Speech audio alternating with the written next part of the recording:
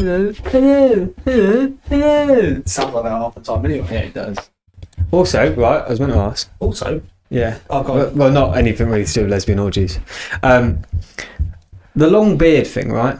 what, my long beard or just in No, general? just in general, because obviously Right. I've been growing mine out for a little bit. I can tell. Yeah. I can tell it all. Trust me, I can feel it. Right, go on. But I don't think it's for me. Why? And then I just don't think the long beard suits me. Okay. So I thought about like just shaving it all off, starting again, sort of thing. But one of the big reasons why I didn't Yeah. is because doing this podcast Yeah. would look like an episode of Jim Will Fix It. Because I'd look like a child. And you look like a paedophile. So I'm doing that. Yeah. Fucking hell! I better put my tracksuit back.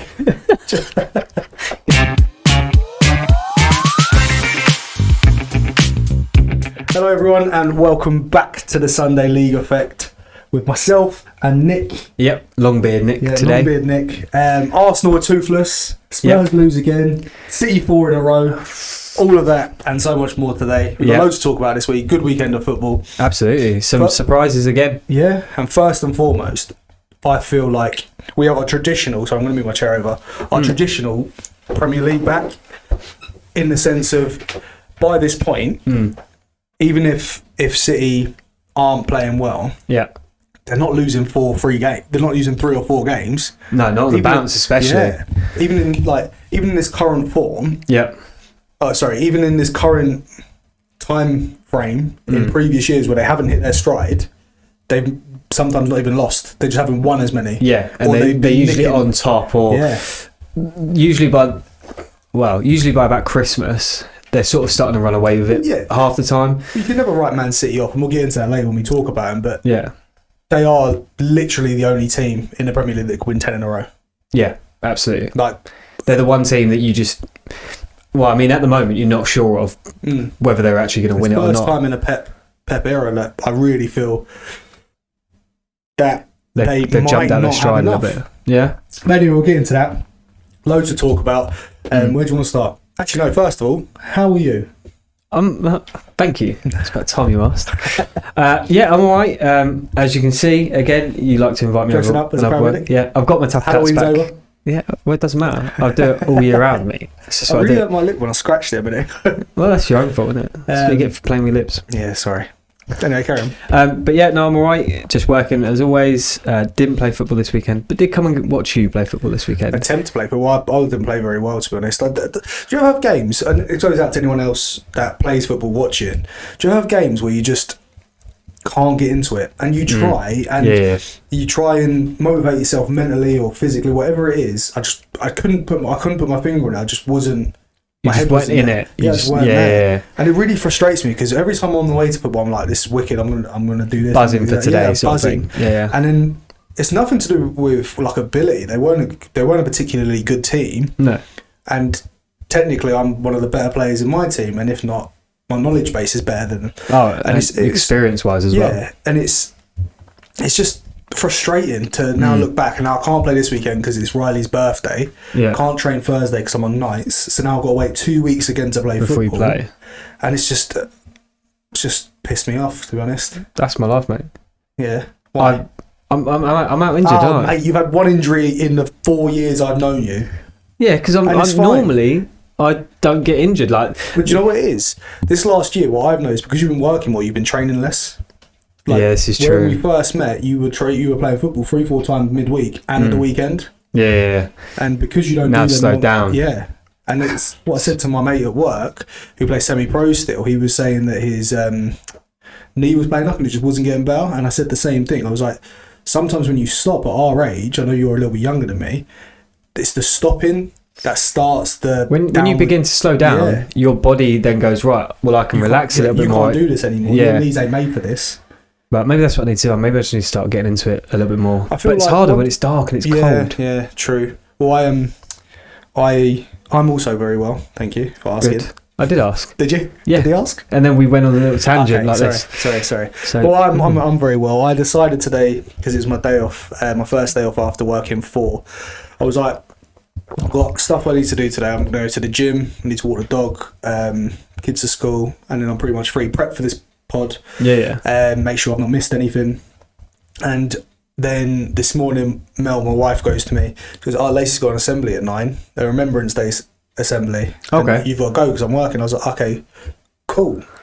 That's my morning done. This is 20 past 8, 5 minutes before we leave for school run. And I was like, okay, so you can take him to school then. I'll walk Marley now, and then I'll go to the school. And then I was walking Marley, and I was like, well, now I can't go to the gym. And you know when you just sort of plant these seeds to ruin your own day? Yeah. And but what I did, I turned it around. And when I was in assembly and I was listening to this drivel, not that Remembrance Day's drivel, but I've now done it 4 times. I've done it at football for the boys, I've done it at football for me, I've done it at work, and I had to do it today again. So that's 10 minutes of my life I'm never getting back. Yep.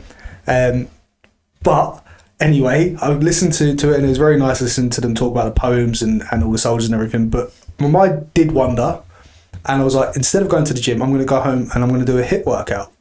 All right. And I instantly remembered why I stopped doing HIIT workouts and started at the gym. Okay. Did you do the HIIT workout? Yeah. All right. And I nearly died. Was it bad? Bear in mind, I've been playing football now consistently for a year and a half. I'm less fit than when I started going to the gym. So, just with the HIIT workout, and then we'll get into the podcast. Yeah. What is it, like a DVD? No. I done way back. I did Joe Wick's 90-day plan, so I still have the workouts for that. Is it? Yeah. So I still have to do that. Maybe sometimes. we should try that. What? Instead of going to the gym, just say to me, Nick, come around the house. Well, I can send you them if you want. We don't need to talk about this now, but I can send you them if you want. We'll talk about that. Because doing a HIIT workout with someone is a bit weird. I'm going to be honest. No, because you mix it up. So you do an exercise, I do an exercise, then we swap and... Okay. Yeah, anyway. Like a circuit. Right. Anyway, on to this weekend's football action. Where we starting? As well. We forget every week. Thank you guys for all the love you showed in the last video. It absolutely flew. It's our best rated video so far.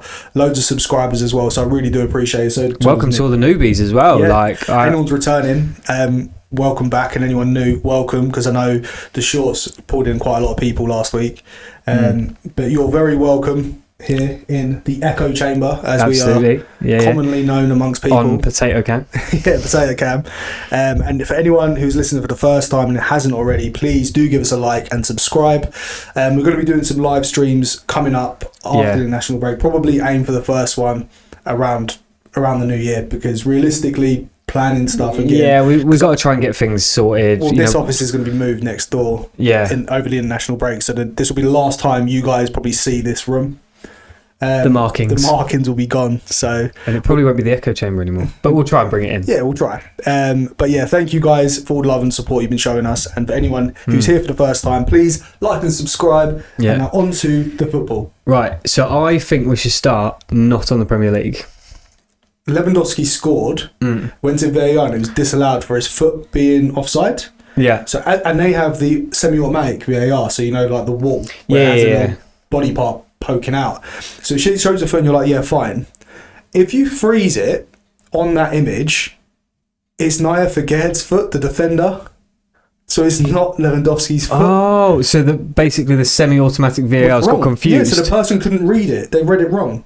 I'll find this image and I'll put it on there, but look it up as well. But anyway, Premier League, where are we going first? Top of the table. So Liverpool. Yeah. Yeah, start Liverpool. So Liverpool obviously... Aston Villa this weekend. Yep. Good game.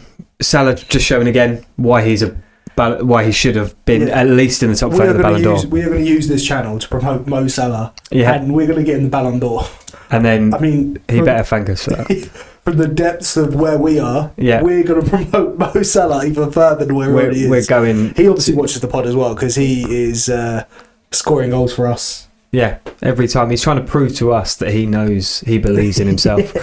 But I just wanted to talk about another couple of players on Liverpool first. But Liverpool played very well. Yeah. Actually, on that, Liverpool aren't blowing teams away, but they're getting the job done. So the dominant games where they're winning 4-5-0 probably will come. Yeah. But they're doing enough at the minute to win games and... to get them over the line and keep them at the top. Villa were very wasteful on Saturday. Yeah. It was Saturday, wasn't it?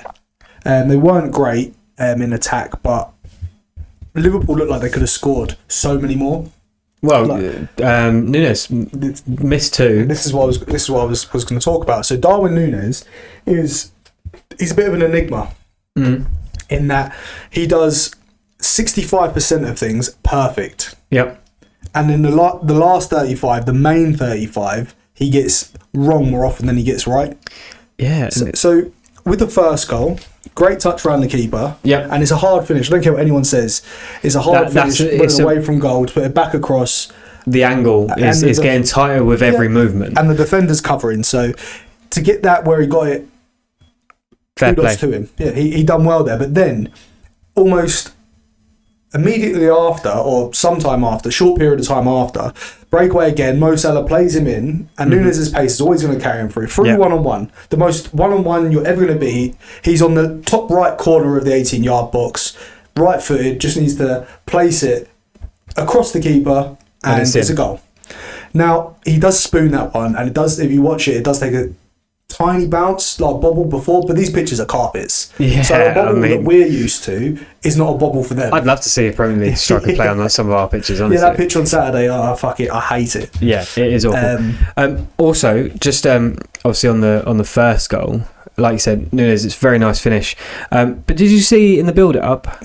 The foul that wasn't given? Yeah. That was David. Was that David Coote? Who we're going to? I don't know who the official was.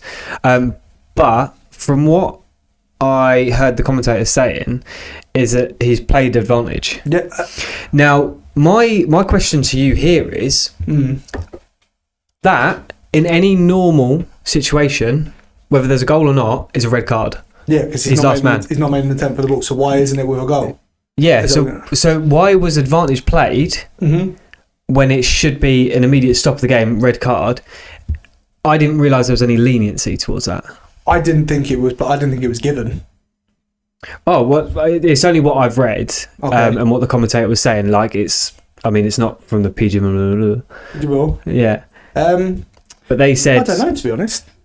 Yeah, because obviously I didn't think you could play advantage on a red card tackle. No, you can't. No. So then maybe he would have... Maybe he wasn't playing the advantage and the commentator just said he was. There is a player covering. They're not going to catch Salah. No, they wouldn't know behind. Yeah. So maybe he's deemed it as a tangle of leg. I don't know. I honestly don't know. But yeah, Saliba was a red card a few weeks ago. It's a very good point. I don't know. Because is it a red card if he misses? If Nunez goes through and hits the side netting, is it a red card then? Is he only not given? I don't think it was given. I genuinely don't think it was given, which is why. Yeah, but if the shot is taken, you can't have the foul. No, like that's always been the rule. That's what the advantage is. So to the Liverpool fans out there, because I know obviously quite a few of you have obviously seen the shorts and things like that, and we are big Mo Salah fans. Would you have preferred? Obviously, you'd always prefer the goal, but you are a dominating team anyway. So would you have preferred to have seen them pull it back and give the red card? I don't think anyone would because of the penalty, because of the goal. Sorry. Yeah, but it's one of those. It's in hindsight though. You're looking at. Yeah, I suppose that's. But at the time, were you calling for a red card? I'd be interested. Was, though. Or calling for a foul at least. I can't remember exactly the positioning of them to say how close. He's centre. He's about 30 yards out.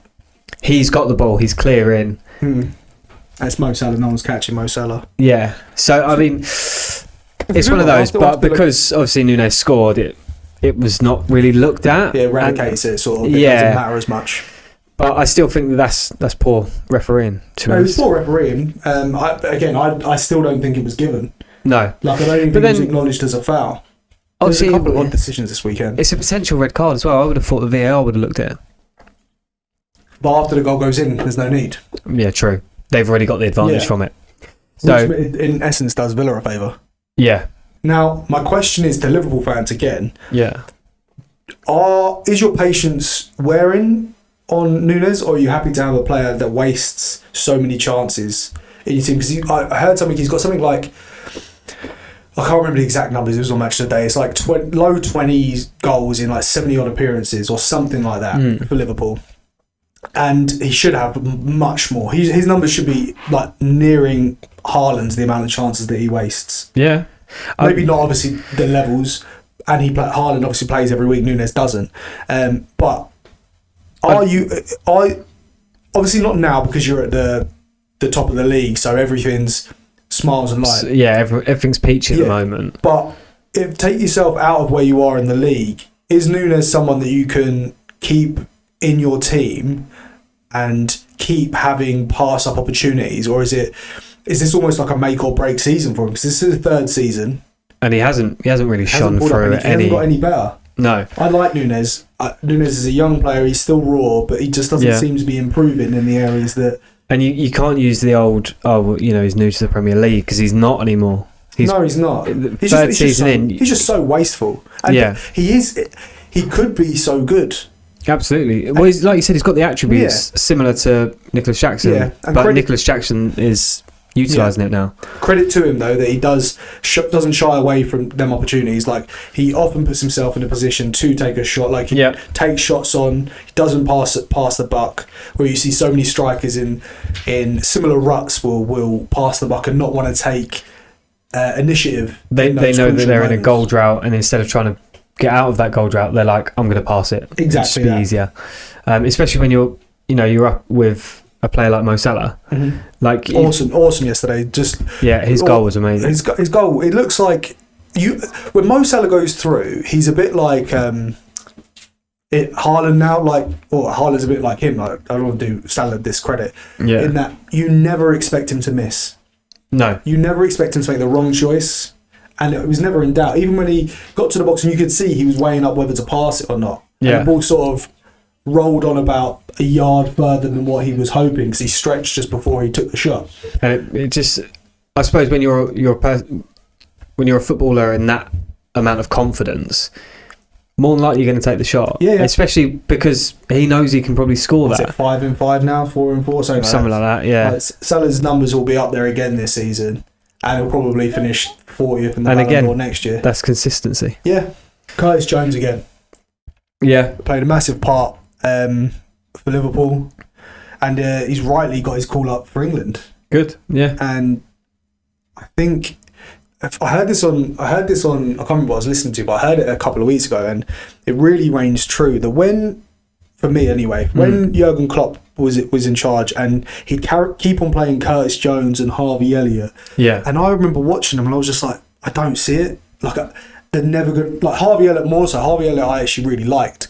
But Curtis Jones, I remember watching him being like, why is this guy always playing? Like, I just don't see it. You couldn't see what he was sort of bringing to the team. But now I really do. Like, he's really come into his own under Arne Slot, and he touched on it in that presser way back at the beginning of the season where he says Arne Slot's given him a new lease of life, and that's not to discredit Klopp. No. That's exactly what he said. Yeah. And it's so true. And I think their midfield three of McAllister, Gravenberch, him, Szoboszlai, or him, it's normally one or the other. Yeah. Or interchangeable. And then you've got Harvey Elliott to come back into that as well if he comes into midfield. It's a solid midfield. It's a very good midfield. And Curtis Jones, for me, is in better form than Declan Rice, Jude Bellingham, anyone really in that midfield for England. Do you know what? I'd probably agree. And I don't know why, I must have misread it, but I thought Thomas Tuchel was starting now. I didn't realise that we've still got to drag on with Lee Carsley for another couple of weeks. I didn't pay any attention to it. I don't understand it, but also Thomas Tuchel's come out and said he has nothing to do with this squad. It's completely Lee Carsley. So what's the point in this international break? You may as well just give the team... Is this for the Nations League again? Yeah, so it's to get promoted to Div 1 again. I didn't even know those divisions. I just thought whatever it was. I thought the Nations League was just their way of saying, we're going to make it a little bit more competitive, but it's just a friendly. Yeah. So I think Aston Villa keeps falling. Aston Villa didn't really show what their fully potential is. Well, and I don't know if they've just fallen off the train a little bit. I don't know if it's just a blip, but that's 4 in a row, including 2 midweek games that they lost. Yeah. The Carabao Cup to Crystal Palace and the Champions League just gone. That's 4 in a row Villa's lost now. They didn't score against Liverpool. Didn't score against Club Brugge. No. Who did they lose to in the league last week? I'll double check because I'm not sure. I'm not sure if they scored or not. They're really struggling in attack. Which is surprising because they've got such a solid attack. I feel like where Watkins and Duran challenging for that one spot really helped them early on in the season, like early doors. Yeah. It's now almost starting to hinder them because they both feel they should have the number 9. Who is it? Spurs. They lost 4-1. Oh, 4-1. They got battered. That was it. Yeah. They both want the number 9 shirt. Only one of them can have it, and obviously Watkins is he's the favourite at the moment. John Duran is a bit of a hothead, and I just wonder whether the novelty of them both Yeah. challenging for it has worn off, and now they're both like, well, I should have it, so why haven't I? And it's sort of like, instead of them battling for it like they were weeks before, they've both gone, But what's what's the point? They're not changing. Watkins is struggling anyway. Like he's nibbled at form a little bit. Yeah, I wouldn't say he's at his full potential. I think this genuinely is.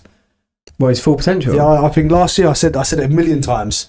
He's superseding his ability. Really? Last season, yeah. I don't not rate Ollie Watkins, but Ollie Watkins is a 10th to 5th, 6th striker. He's not a top 4 striker. I mean, I wouldn't put him in I wouldn't see which team out of the top 4 now he would get into. Arsenal. They're fucking shocking in attack. Right. But that's because Kai Havertz ain't a striker either. But anyway, I digress. Yeah. My point is that he's plateaued where he should be now. John Duran has a higher ceiling. Even if I'm wrong about Ollie Watkins and last season wasn't a flash in the pan, I still think John Duran could be doing that every year. I think his levels could be as high as Isak's, and Isak I rate as highly as, or almost as highly as, like Haaland. That's a big shout. But he has the attributes for it. But he doesn't have the attitude for it. That's his problem. Based off of what? Well, like you just mentioned, he's a hothead. Yeah, but... And a hothead is fine, but I feel that he's more likely to become a player that just wouldn't be humble. Like, so he would score goals, and but that's great. You don't have to be humble. No, Ronaldo was never humble. But you've got to understand, to be a team player. Yeah. And I can't see him doing that. Once he starts getting to the levels of scoring goals like Mo Salah and things like that sort of height that you think he'll get to. You think he'll be a bit like Balotelli? Yeah, I think that's exactly what it'd be like. He'd end up getting himself sent off. Or Tevez. Yeah, or Suarez. Well, biting people, just chowing down, just angry. Munching me. But yeah, I'm not too sure if it's a blip for Villa or if they're really going to fall off. I could see him coming back. I could see him coming back. Unai Emery is a very good manager, and I think he'll use this international break well. He should. He needs this international break. They do. Like, they really struggle. Diego Carlos at the back just looks shocking. Yeah. A few years ago, he was their best centre back. I know he got injured and he sort of fell off since then, but he was at fault for Salah's second goal. He was at fault for a couple of goals against Villa, against Spurs. Yep. Did you see the goal that the penalty they gave away against Club Brugge in the Champions League? No. So Martinez has passed it to Tyrone Mings. And he picked it up and given it back. They're similar to what happened with Gabriel in Arsenal last year, but it was just. I think Villa are the second team to do that this season. Liverpool deserved winners. Far and away deserved winners, but Villa wanted a couple of penalties. I don't think.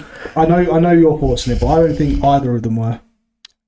So I can't really remember what was the second one, because I know the first one was Ollie Watkins. The second one was like a tug in the box. It was Conor Bradley grabbed hold of Pau Torres as he ran down, sort of grabbed him. Yeah, there's contact. He grabbed him, and the ball went to where Pau Torres would have been, but he'd already gone down.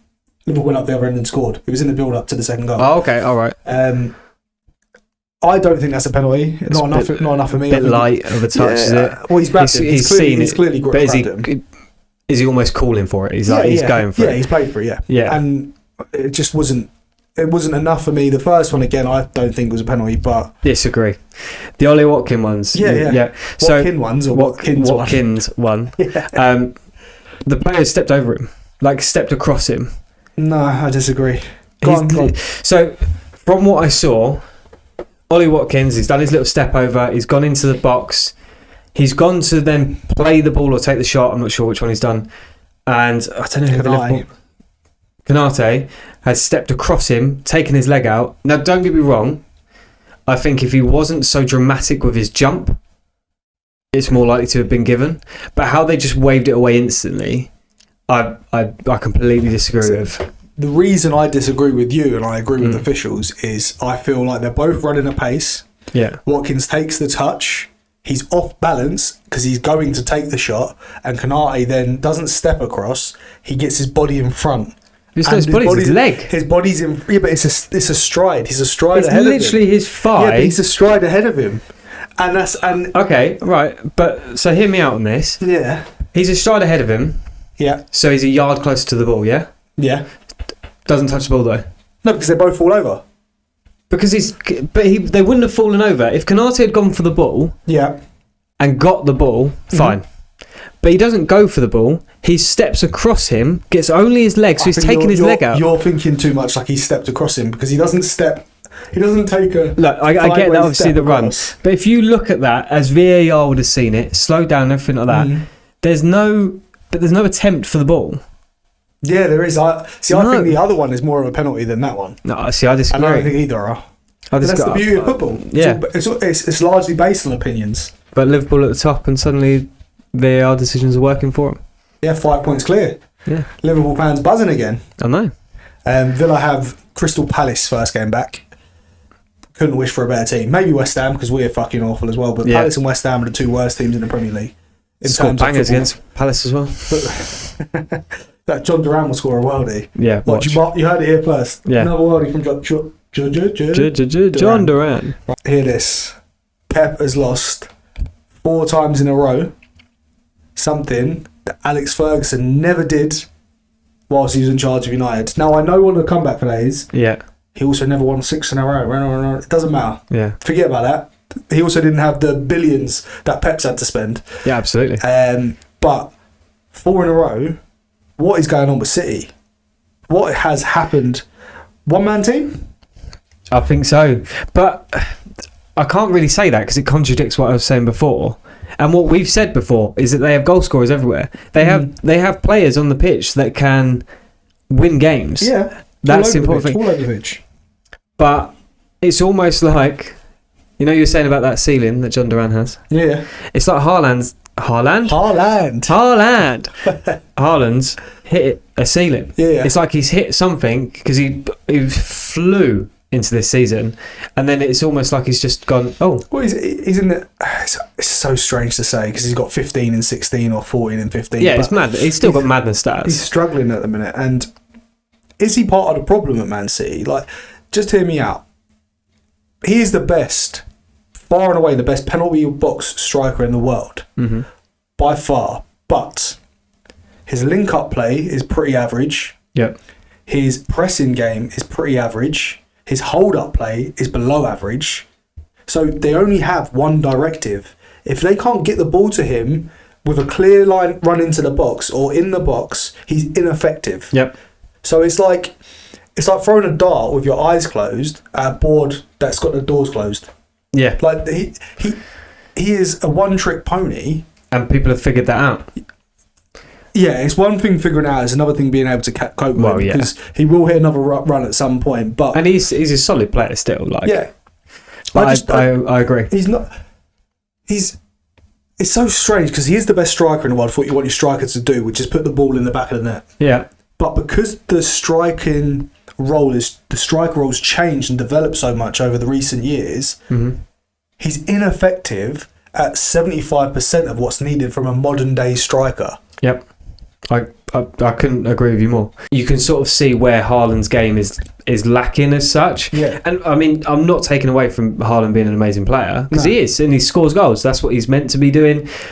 But he's not building up around everything else. They're all relying, like you say, on just getting it into him scoring goals. Aguero was a more rounded striker than Haaland, but his numbers weren't half as good. No. Which is why when Haaland came, City had to change their whole way of playing. And I just wonder, this is such a weird thing to say, would they be better off without him? I mean, they were very successful before Haaland, and I remember actually when Haaland first came over to City, there was speculation about whether they'd actually be worse off with him than without him. And then obviously they showed that actually no, he did fantastic for him. They found a way, and he got 40 goals that first season. Yeah. And he got 20 odd last year. He'll probably get another 20, 30 odd this year. So well, it depends. If he falls into this rut and just stays there, score goals. You know he's going to score goals. But then again, coming away from Haaland slightly, is it more to do with the surrounding players? Yeah, I think Foden's not in form. Yeah, they lose it. Rodri. Yeah, that's why I've been by one trick pony. Yeah. Like one man team. One man team. Yeah. And I feel a lot of hype was put on just touching on what you're saying. on Gundogan coming back. Yeah. And he's been dreadful. Because when he left to go Barca from the treble winning team, he was scoring, I think he scored like 10 goals in the last like 15 games. Yeah. Then he left, and then we was all like, oh fuck, what are they going to do? We weren't that bad because it's Man City. Yeah. They've got money. So when they brought him back, we was like, well, that's another 10, 15 goals. But I watched the games for Man City, and I'm not a massive fan of watching Man City. I've said this before. They're dull as dishwater. No matter who they play. I just don't see him do anything. No. Like anything. And that's the same as Foden at the minute. Kyle Walker looks like a Sunday League fullback. Mitoma had him on toast. Yeah, I don't know what's going on with like Kyle Walker, because he's obviously still got pace. Yeah, but he's constantly trying to get into a foot race with people. Yeah, that's all he's trying to do. Hurtler, I think that's his name. I don't even know if it's his name. The Brighton manager, showed what a good manager he is with his substitutions in the second half. He brought on Baleba into midfield, who, by the way, looks great. I keep saying phenomenal, so apologies. Last episode when I was editing, I said like 4 times, and it's in 2 separate shorts I didn't even notice. Oh, okay. It's just your favourite word. I'm going to find different. Yeah, I'm going to find different adjectives moving forward. Okay. But he was superb in midfield. I nearly said it. He was phenomenal. But City did hold on, and it was holding on until the 78th minute, before Pedro got the equaliser. Deserved equaliser. Your boy Pedro. Player. He's back now as well, which is a massive. People have been overlooking the fact that Brighton have missed their talisman for the best part of the month, and he's come back now. And João Pedro is a massive player for him. João Pedro is just. I really like João Pedro, but that means it's the end of Danny Welbeck's goal scoring streak. Good.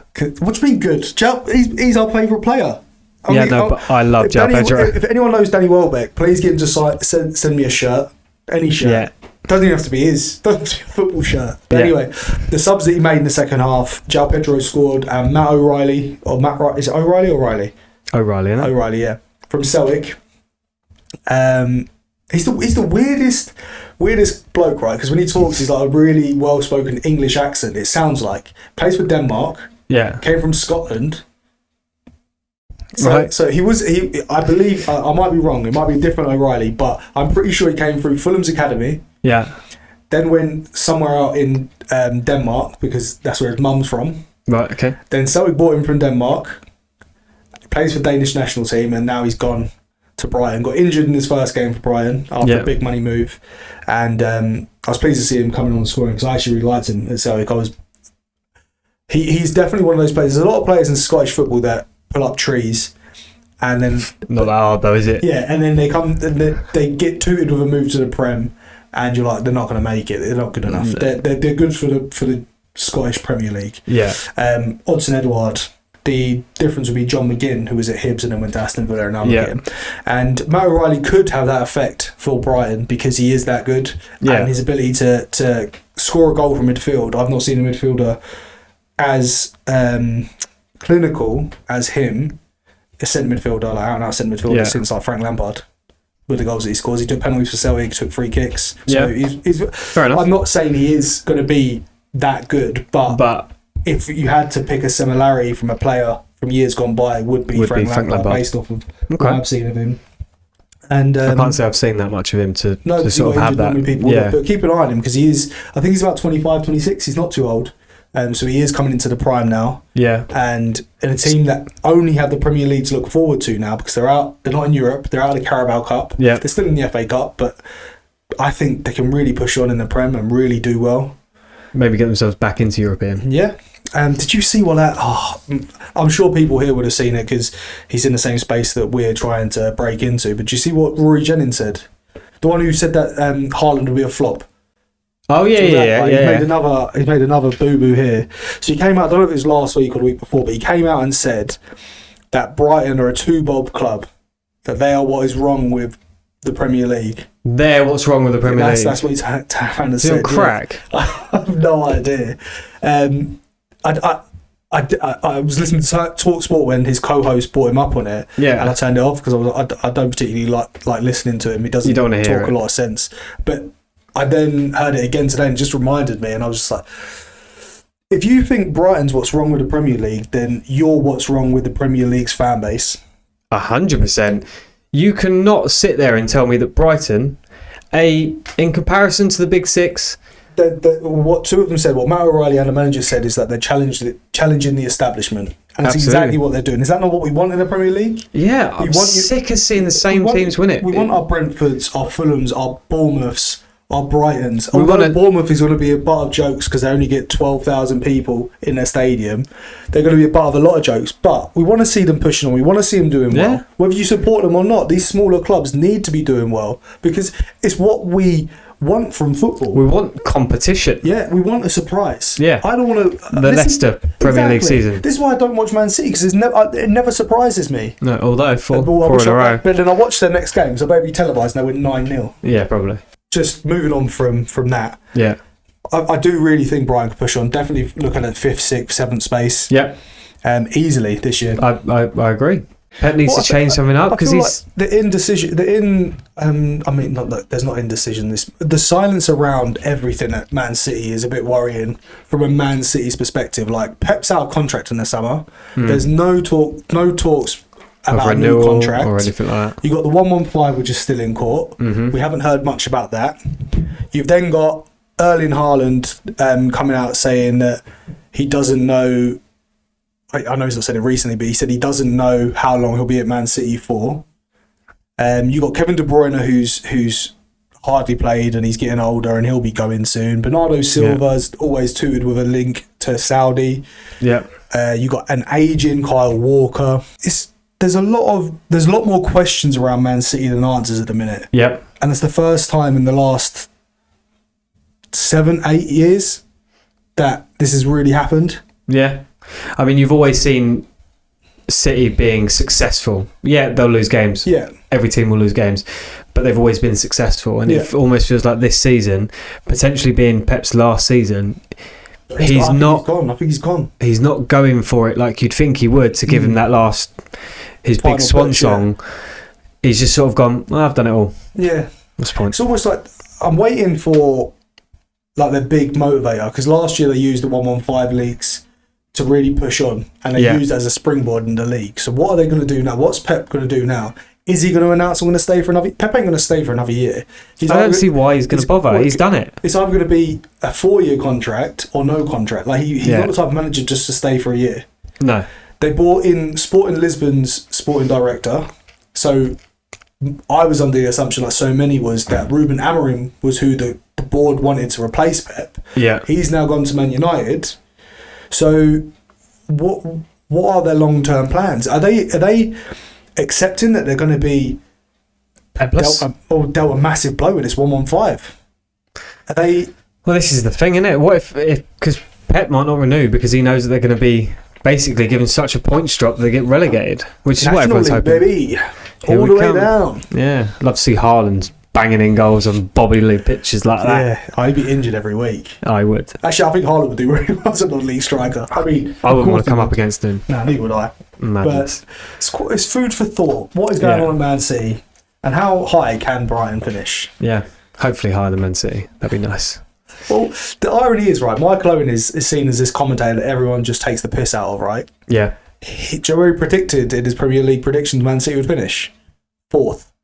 Really? Yeah, and at the minute, I think I don't know if he had Michael Owen redeeming himself. I don't know if he had Liverpool top either, but he had him 4th. So Michael Owen's about to be redeemed, given the job at Match of the Day after Gary Lineker if he gets this one right. We'll move on to the Arsenal game, yeah? Yep. Because my voice is hurting, we're talking a lot, so we'll get on to the big juicy games. Let's get through them. What did you think of the game, first of all? It was alright. I mean, it was pretty end to end, and it was like entertaining stuff. It sort of edged us on the precipice of excitement. Yeah, and then it just dropped off. Like there were moments in the game, like that turn from Cole Palmer in midfield, where he sprayed it out, and I was, oh my god, that turn is unreal. And it went out to I think Neto, and I was like, oh yeah, it's going to kick on, and then it went dead for like 10 minutes. Cole Palmer as well was not in that game. He didn't train all week. I know, and it shows. Yeah, I think like Man City and De Bruyne and Foden, if Cole Palmer ain't on form, the rest of the team struggles. They can get results, yeah, but it's not as smooth. It's not as fluid. Like there's edges to it. And you sort of notice that with this game. Yeah. And it made me think as well, very much like with City, although Chelsea have superstars everywhere, are they still a one-trick pony? Like, they're still a one-man team sort of thing? Yeah. Well, if you take Palmer out of that Chelsea team, I guarantee you they wouldn't be anywhere near where they are. Well, they're third at the minute. Yeah. And that's credit to them. I thought they'd do well this year, but I didn't think they'd do this well. No, I mean, it's still early. I think they do well this year. I don't know. I might be just jumping on the bandwagon. I can't remember. I can't wait to go back in May and look at these predictions that I made and see how right you were. Yeah, that's obviously. Yeah. But no, they are. Like, Cole Palmer is just their heartbeat of their team, and it's okay to have that. Of course, it's okay to have that anchor man as such, and especially when it's someone as young and hungry for success as Palmer is. I think the problem that you've got is that you've got a surrounding team that potentially isn't as hungry, like isn't as confident, apart from maybe Nicholas Jackson. I mean, Neto looked good. I was about to say, Neto I've rated for a long time. If he can stay fit, he could put in numbers up there with... I always thought he'd end up at Liverpool. Yeah. Like replacing Mo Salah. So I don't want to say he could put in them numbers, but that's the type of player that he has the ability to reach those levels. I think he's more like a Darwin Nunez. Really? Yeah. Nah. I haven't really heard a lot of Neto and stuff like that. I've seen this game and seen him. Have you not? Had you not? Nah. You need to watch more football, I reckon. I don't even think it's that. Like, he's got a lot of injury problems, like, to his name. So is a Reece James. I mean, Reece James is obviously a right back, but this is what my issue is with players that are injury prone. Yeah. You're never going to see him hit the ceiling because, one, they're going to probably retire early. Haaland was seen as injury prone before he came to City, and how many injuries has he had? Not many. Yeah, it's juicing, mate. Yeah, probably. Is that how you juice? Well, not from a distance. Big old needle, that one. But what was you going to say? Sorry about. I just don't feel that he'll be able to live up to what sort of standard you think he can do. I do. I just don't. I think he'll be right up there in years to come. We'll come back to this in a year's time. Okay. And I guarantee I'm right. Okay. Well, I'm not saying he's going to get the numbers next year. No. But what I'm saying is, over the course of between now and say, he'll kick on. I think he'll kick on from now. I don't. Okay, cool. I think he'll flop. What's happened to Sancho? Is he injured? Because I don't even know. He weren't in the squad. He wasn't in the squad. He wasn't in the subs bench or anything. Sterling, the same. Yeah, but he's on loan, so he can't be. Of course, yeah. Because, mate, I look like an absolute moron. Why? So do you. We do. I'm going to claim join moronic yeah, I'm listening. Here. We said that Sterling would get 10 Premier League goals. We are fucking idiots. It's still early. Mate, he is useless. It's still early. He is useless. The best thing that he's done is coming off in that game when they got players sent off. But yeah, I want him to do well, and I still want him to do well, but I don't think he will. No, I think he's done. But we'll go talk about Arsenal quickly. Odegaard was back, and he's proved what I said all along. Yeah, in that they don't have the creativity without him. No, absolutely. He set up the goal. Everything good that they do comes from him, whether it be pressing. He's that attack. Advanced playmaker, isn't he?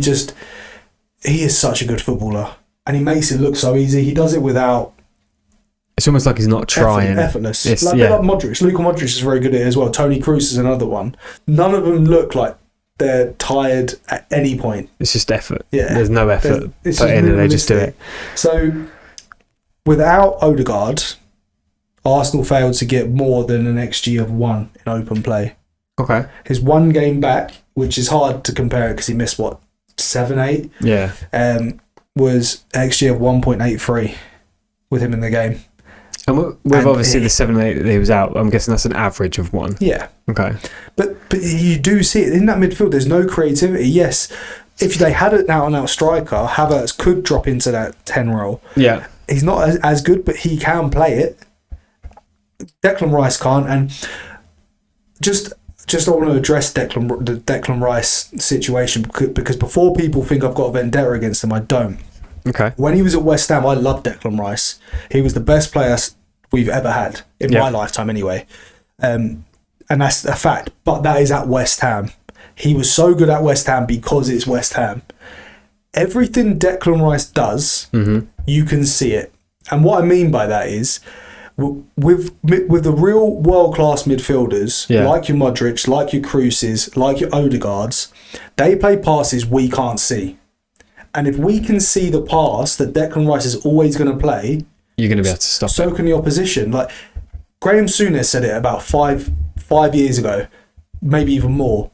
It said that his passing range wasn't good enough, and it isn't. Declan Rice has a big switch in him. That's it. Yeah. Every other pass that he plays is safe. Until I see anything to differ that, he isn't going to be a £100 million player. Okay. Unfortunately, Declan Rice is not going to win you titles because he's not good enough at the screening role that you want him to do, and he's not good enough in attack. What he's good at is ball carrying, and he does the dog work as well. Yeah, he does running. Yeah. That's what I mean. But in an Arsenal team, how many ball carriers do they have? None of them carry the ball. It's only your wingers. Yeah. So when you're wanting a midfielder from your box to carry up the pitch, yeah, great, that's Declan Rice. He'll do that all day long. But when you want someone to pick the ball up on the edge of your box and play a through ball, he ain't going to be able to do that, and he'll never be able to do that. No. Okay. I mean, I agree with what you're saying about he looked like a £100 million player at West Ham because it's at West Ham. You find that, you know, players will always look so much better at a team that are doing lesser things. Mm-hmm. So I'll agree with you there. Maybe 100 million is a bit too much for him, but maybe that's what doesn't help as well. I agree with the passing. Well, this is also, he's got attributes. Yeah, but this is also, so I'll let you carry on a second before I forget. This is also where that Pogba comment came from, is that Pogba's the perfect replacement for Odegaard to switch in and out.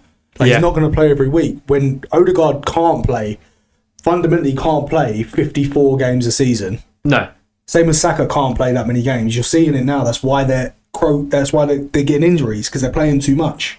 So you need someone to especially now they're back in Europe as well. Exactly. Sorry, carry on. But yeah, I think with Declan Rice, it might be more of a team aspect. So what I mean by that is what his attributes don't help Arsenal, because Arsenal don't need that. Yeah. Whereas in another team, like you had in West Ham, his attributes work perfectly for that team. Because we're a counter-attacking team. Yeah. We were a counter-attacking team under David Moyes, and we needed him to carry the ball, which is why Kudus looks so good in a West Ham team. Kudus is a very good player, so it's a poor comparison, but he's very good at ball carrying. Yeah. So if you give someone that can carry the ball the opportunity to carry the ball, they're going to look good. Yeah. And Declan Rice is a phenomenon, and he is, what's the word? An Adonis. Yeah. Like, he is built well. He's tall. He's like 6'2", and he's a strong man. Yeah. So he's got running power. So he is going to look really good, and he's going to blitz past people a lot. But like in an Arsenal team, we won't be given the opportunity to. So I questioned it when Arsenal first bought him. I said, "What is Arteta buying him for?" Yeah, what have they seen of him that they want? Granit Xhaka was a better footballer than Declan Rice. Okay. Declan Rice is a better athlete than Granit Xhaka. Yeah. Oh, okay, I can agree with that. So that's what you bought. You bought an athlete. Someone who's going to do your dog work. Not a world-class footballer. 100 million is a lot as well.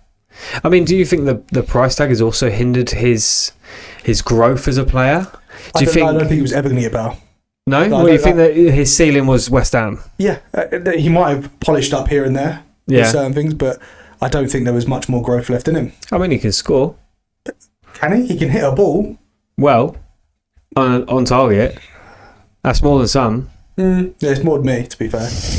I mean, what I'm trying to get at is, because I am a Declan Rice fan, even though he's left West Ham and gone to Arsenal.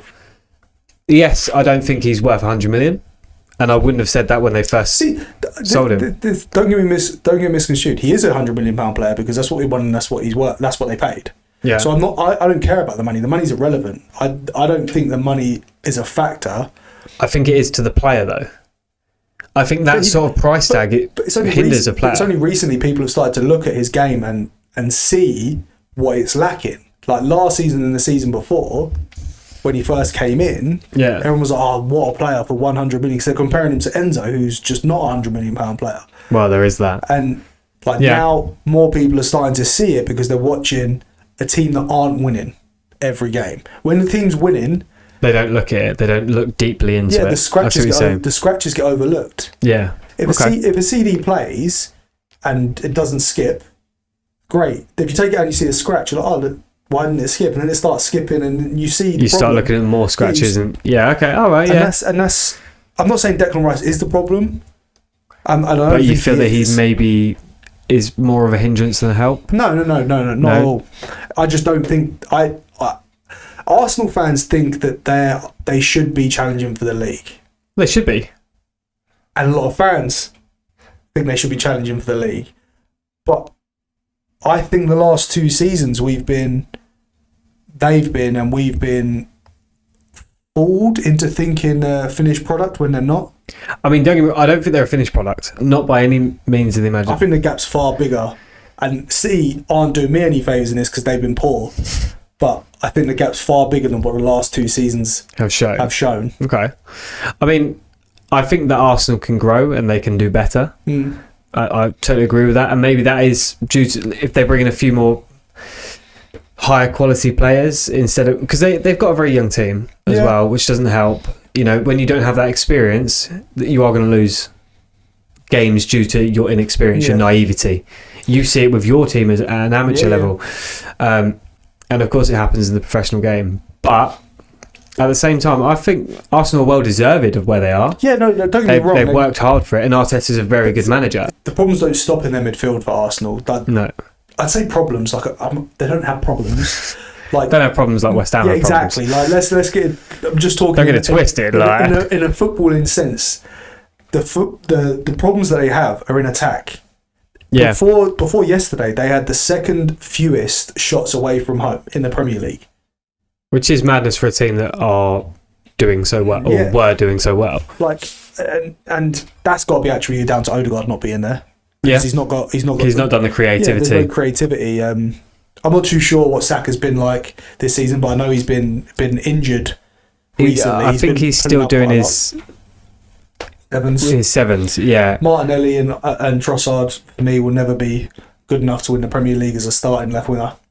Havertz is quite a frustrating player. I think he's got the attributes, like we've said. For what though? With Nunez, where would you play him? Where's Havertz play? What he's got the pace to be a winger, but then I think he's more of a number 9. To be the player off of the striker, because he's got the pace to do all the dog work and he's got the fitness to do all the dog work, but he doesn't have the finished product to finish. I think Havertz would work really well in a Klopp system that had like Firmino dropping in and Salah and Mane as inverted wingers, so he's almost a false 9, and your wingers are where most of the goal threat comes from. So you're playing that link-up role. So I think that's Havertz's best role, like a false 9. But for some reason the goals have just dried up, and I think it's largely down to Odegaard not being there. That lack of creativity in the middle. And he's their club captain as well, which is a fact. I don't know who held the armband whilst he wasn't there. There's a few leaders in that team, which is really good for Arsenal. Don't get me wrong. Don't get it twisted again. But the players that they brought in, I just don't feel. For the system. Look, Calafiori looks like a great player. Don't get me wrong. They didn't need another left back. No, their priority should have been a striker. And then Mikel Moreno. He comes on and he makes an impact, and he's tall and he's got a couple of goals, but I don't think he's good enough. He's not quite Arsenal level. It's hard. I'm passing judgment off of a couple of cameo roles because he's been injured as well. Yeah. So I'll pause that judgment on Moreno. At the minute, I don't see anything. I think what we should do is we should look at dissecting the Arsenal team towards later in the season. Well, once to Christmas though. Yeah, we're over a quarter of the way in. But like you say, they've had a lot of injuries. So they didn't yesterday. That was their full team. No, true. Cucurella. My opinion of him is that he's a Temu version of David Luiz. I was... the fact you said Cucurella just reminded me of something I wanted to do in a segment at the end, but I'll just do it now. Okay. And it is... Who is the most nationally hated player in the Premier League? And it's got to be Cucurella. unanimously, it's got to be. Just if you put a poll up of like that stupid song after Spain beat us in the Euros. Yeah. That alone. I mean, you're going to get the nation hating you because of that. That alone. But I see him. I wish I didn't. But I just don't like the guy. His face annoys me. It's because of the song. That song. It's because of the song. Like and subscribe. Yeah, like and subscribe. Chelsea looked good in the first half. Do you know what blows my mind though? Right, the way that Chelsea played on Saturday. Don't get me wrong. I don't think Sunday. I don't think Arsenal or Chelsea played particularly very well. No, it was like we said earlier. Like it was on. They teased us. They kept you on the edge of your seat. It's going to be exciting. It wasn't. It wasn't. But considering they're third, I was expecting more out of this game. 2 back-to-back relatively poor performances from Chelsea. Is it a case of because he's rotating midweek completely? Like he had 11 different players. Yeah. Midweek against Noah. But consistency is key. And games are key, like playing football. To keep sharpness up and things like that. So, is there any incentive for these players to really kick on? Like, João Felix, I haven't seen in the Prem. He's scoring every game. He's on the bench. He's scoring every game in the Conference League and not getting a minute in the Prem. Cole Palmer didn't train all week. So what's that tell João Felix? You're never going to get into my team. Yeah, it doesn't matter what happens. Yeah, and Kunku's been banging in goals. He did come on though. He did come on, but he's starting to show signs of discontent. Like he's linked with Man United for a loan move in January, which will be a good move for United, I think, because Højlund ain't it. Yeah.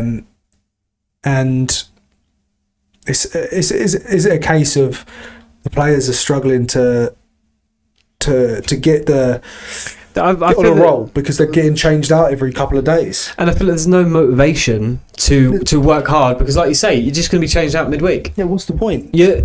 And although you're playing Europe, you're still seen as the B team, and they know that. Well, the TalkSport guys call it a B team. Other pundits call it B team. Yeah, other podcasts will call it a B team. It is a B team. I'm calling it a B team. Goalkeeper changes. If you're playing in a team with the sub goalkeeper, you're in the B team, my friend. You're not part of the A team. You're not the starting 11. Yeah, and if you're on the bench for that game, you're never getting in. See you later. You might as well move. You know when you play like Football Manager or FIFA? Yeah. So if you're like Newcastle now, have all the money in the world, and obviously FFP doesn't exist in Football FIFA. Manager. It does in Football Manager, but it doesn't in FC. FIFA. Or EAFC, whatever it is. And you go out and you buy, I need another striker, I need another winger, I need another centre back, I need another right back. You go and buy all 4 of those players out of your memory, people that you know. Then people. And then the summer comes around, you're like, he's not really doing it because he only scored 9. So you go and buy another one. And then 4 seasons later, you've still got the first player in the same position who's only like 29. Yeah. That's what Chelsea have now. Yeah, they've got pretty much. They've got 4 first team players in like every position for most other Premier League teams. Yeah. And it's their best goalkeepers out on loan. They are 11 points off Liverpool. They're 9 points off Liverpool, with 11 games played. Yeah. Joint third. Where does it leave them? Where's that leave? Like what are Chelsea and Arsenal still in the title race being that far off? I don't want to rule either of them out because there is still a lot of games to be played and there's a lot of mishaps to come. Yeah. From what we've seen over the last couple of weekends, there have been surprises. Yeah, inconsistencies everywhere. Absolutely, and I think it's most open Premier League ever. So between 3rd and 13th, I think there's only 4 points. And that's mental. That's basically the same as what it's like in the Championship. Tottenham? Spursies. Yeah. Spursy. And weren't they Spursy this weekend? They were. I feel like they've become the new the new West Ham. Why? You're playing against a team that hasn't won all season. They lose. Go 2 goals up and they always lose these 2 goals. Yeah. 10 times, isn't it, this season? They've gone 2 goals ahead and... What, Ipswich? Yeah. 10 times? Not 10 times. It can't be 10 times. It might have been 10 times since January. They've probably gone ahead 10 times this season. They've gone ahead so often. Yeah. But I really... I watched the game back, actually. I watched the whole game for some reason. I don't know why. I think it's because Spurs lost. Ipswich looked good for the 2-goal lead as well. I think that's Ipswich's whole problem. They can score goals. Yeah. They've proved that they can score goals. They've had games where they've been 2 goals ahead. Yeah. What they can't do, and like we touched on last week, is they can't hold it.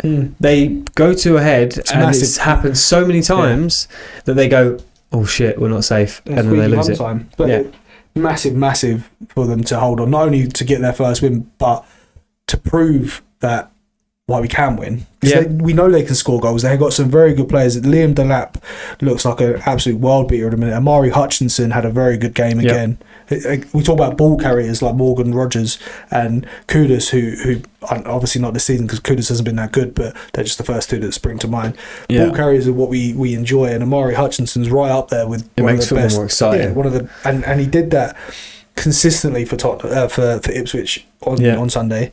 And as long as you have players like that, and you have players around him who have the desire to want to work and do better for the fans, for the team, for his teammates, they'll be fine. And this is where I think Ipswich are doing slightly better than some of the other teams in the relegation zone. Yeah, not even in the relegation zone, because just at the bottom of the table. Because I think the relegation zone's a bit open warped. at the moment. And I think it's a bit warped in the positioning because Wolves have been so unlucky this season, and say unlucky. We'll get on to Wolves. Poor. We'll get on to Wolves, but we'll talk about Ipswich. For Ipswich, would you say that the international breaks come at a worse time now? No. You still think it's a good... But getting a win, I know where you're going from, because you want to keep going when you hit a win. You want to... Momentum. But I think the win for it is just as good as breaking up poor form. Yeah. For Ipswich right now, because they can regroup, because now he can get the team in. He won't have too many players out on international duty. He can get the team in, and he can speak to them and be like, look, that's done. The first one's done.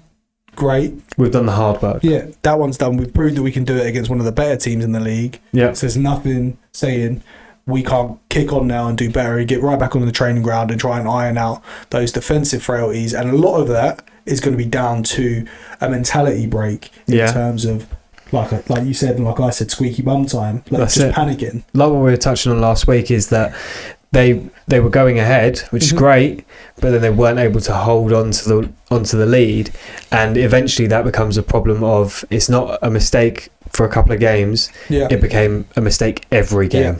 Sometimes the stars just have to align a little bit, and they didn't really get too much luck against Spurs. I think they were fully deserving of it. Oh no, I totally agree. I think they were fully deserved. There were moments where they were showing the frailties of where they were throwing away leads in the past. So I think they were slightly lucky, to say the least. That they're lucky that the goal right at the beginning of the second half, Slanky, came off his arm. Yeah, it was going in even if it didn't hit his arm.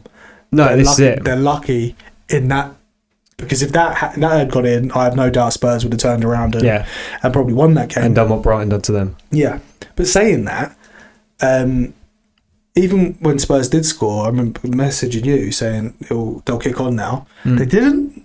I didn't really see anything. There wasn't really any more excitement for it to sort of say, like, okay, they've now got a rocket up their arse, they're going to get to work. It just sort of, the game stayed drifted, the same from what I saw. Sort of drifted. Just talk about the goals that Spurs conceded, though, because they were dreadful. So they're poor from set pieces, we know that. They didn't concede from a set piece this weekend, which would be a nice surprise. A positive note on a bad weekend. They did hit the bar from a corner early on, though, Ipswich. But the first goal, the cross comes in. Schmodix has so much space in the penalty area. A nice little finish. Yeah. Little bicey. All he could do. But just look at the space that he has. In a 6-yard box, or in and around a 6-yard box, you should never have that much time and space as a striker. Not. Especially not in a professional game. Cardinal sin. The second one, it actually comes from a break for Tottenham breaking down. Yeah. So a poor pass from Son. No, an Ipswich player though. Oh, okay, sorry. Was intercepted, or the midfielder got intercepted. Went out to Son. I think it was like 4v2. Yeah. Son plays a poor pass behind Johnson, I think. Ipswich break up the other end and score. And it was a nice thing. No, it was nice worked goal. Ball comes across, ricochets off the keeper and the defender, and then falls into the lap. Yeah, I mean that's unlucky. Yeah, that's unlucky. And that is where I come from with Ipswich. Have needed that little bit of luck to. Sometimes you do. Yeah. Son's. Did you see Son's cross in the first half? It went to Johnson, and he missed the sitter. That was a great cross, and they won't talk about it because obviously the ball didn't go in. But that is Son showing the qualities that he does have. And I just feel that since his injury, and then obviously getting taken off last week, sort of 60 minutes in, I feel that he's not being rated as highly by Ange. I'm not too sure what Ange is doing at the minute. I think because he's still almost captain, isn't he? Yeah, he's almost hit the panic button a little bit. Like Maddison again was on the bench till the 86th minute. So again, we're not wrong, are we, in saying that he's not good enough anymore? Absolutely. It's just taken Ange a little bit longer than us. Yeah. I still stand by. I know I flip flopped around Brennan Johnson a little bit, but I stand by it. I don't think. I think he's just in red hot form, and he'll run out, and he's not that good. Timo Werner isn't that good. When you look at it, they've got a lot of names that we know, and a lot of players that can do a job. But how many of them are actually elite players? I wouldn't say they've got world-class players anywhere around the pitch. Maybe Son. Son would be my only real big shout. Their centre-back, the geezer with nice hair, Dragoshin, he is dog shit. He is so bad. The geezer with nice hair. He has got nice hair, hasn't he? But yeah, he is dog shit. So the sooner they can get Mickey back, Mickey van der Ven, the better. Yeah, I mean, does that not... Do you think that had anything to do with it, the fact that they don't have their first choice? Romero was there. Oh, okay. But yeah, Dragosin and Romero. Dragosin, get him gone. Rubbish. Absolutely rubbish. That was... He seems to be a yard off everything. And he's just a meathead. He's just a big meathead. A Sunday League centre-back. Yeah. Massive boos at the end of the game from Spurs fans, like huge. Hate that. You should have said last week. I did. I know you did. I'm joking. Oh, right. I thought you just forgot. Is Ange in trouble? I've asked this a couple of times. I think... And should he be? I think if he's in trouble, it's only due to himself. He came out with all the confidence that he's going to win something this season. Yeah, if they'd have won yesterday, they would have been third. Okay, great. If. Hindsight's a wonderful thing. That's what I mean. They're booing, and they're only 3 points off third. I still disagree with the booing. I still think that you shouldn't be booing your team. Teams are going to want to play for you. I disagree. No, piss poor yesterday. If I was there, and I was a Tottenham fan, I'd have booed. Don't get me wrong. You spent a lot of money. I get that, but you're not gaining anything. Well done. I do know. I do see where you're coming from, but it's similar to what I asked last week. What are you booing at? I know you're booing at the performance, but what are you expecting a boo to do? They know they played shit. You're a poet. You didn't even know it. I wouldn't say Ange is in trouble, but I do think that he's put himself in hot water from the fact that at the start of the season, he came out, said that he always wins in his second season, and he's done nothing to show for it. Yes, okay, Tottenham started off They're in the Carabao Cup still. Great. They'll be out of that. They won't win that. For a big city. Yeah, so they won't win it. I'll call it now. They won't win it. Should we move on to United game? Yeah. Move on to United game. So United Leicester very professional performance. Yeah, gave Ruud a very good send off. I feel. I also did see earlier that he has officially left. Yeah, United did look good. Gave him a good send off. Leicester. I guess against Leicester, it's a free hit for Leicester. You can only beat this team that you're playing against. That's true. The team in front of you. Ahmad looked very good yesterday, which is nice because what was it last week that he scored 2? Midweek. And it annoyed me because I thought that he played shit all game. Well, he did. Yeah. Okay. This is the midweek. Yeah. I thought he played shit all game and he scores 2 goals. I'm like, but he looked alright this weekend. He looked good. I tell you who didn't look good, and the only player that I've not seen really improve, and he's been given time, is Rashford. Yeah, but he'll always get time. So Rashford, the worrying thing for me in Rashford right now is that he looks like he's lost a yard of pace. And Someone so young. 27, 28, 26, something like that. Like, he's not old. Like, no, he's not at a stage where he should be worried about that. Like, he used to have like blistering pace, and now I just don't. Dallow's overtaking him. I know Dallow's fast, but do you reckon it's laziness though? Do you reckon he's still got it there? He just doesn't want to do it. I don't know. Like I used to be really fast, and then my pace just dropped off. But that was from like lack of doing things. It wasn't. Yeah. I mean, he's playing every game. Yeah, he's training every day. But it can happen. My point was, it can happen. Yeah. Just different things have to be attributed to it. I don't know what it is, but he just watch him next time you see him. Yeah, he doesn't look like he's ever sprinting. No, he's just sort of like meandering towards the ball, cantering. Yeah, but for me, it's different formation, so he's not going to do this. But the starters should have been Garnacho and Ahmad. Ahmad's been their best winger this year, and Garnacho's been their best winger for the past 2. Garnacho's goal as well. Did you see him not celebrate? No. So he's been getting a lot of stick from fans saying he's not good enough. He scores that and then just didn't want to celebrate. It's sad to see. You score a goal like that, you want to see a young man, he's 20 years old, ripping their shirt off, going mad, but he didn't. But is that him, do you reckon, trying to be humble to sort of say, like, no, I can do it? No, because Bruno addressed it in the presser afterwards. Yeah. Which I actually thought was really good. Captain material. I've seen something about that. I didn't see what he said, though. So he said, let me just try. I don't want to misquote him, so I'll try and paraphrase it. He said something along the lines of, I told Ghana that you can't let the 1% ruin the majority, so don't let everything affect you so much. Being a Man United, you're going to get a lot of criticism. Of course you are. And Bruno, to be fair, takes a lot of the criticism and takes a lot of the stick. Yeah. Same as Rashford, and that's part of the cause of being one of the biggest clubs. That's the establishment you're in. When you're sitting at that table, you've got to expect that if you're not playing, you're going to have a very, very large crowd against you. Yeah. But then that sort of draws me back to the booing. So obviously Garnacho has decided that he's not going to celebrate because he's got his own fans telling him his shit and he's not good enough. Yeah.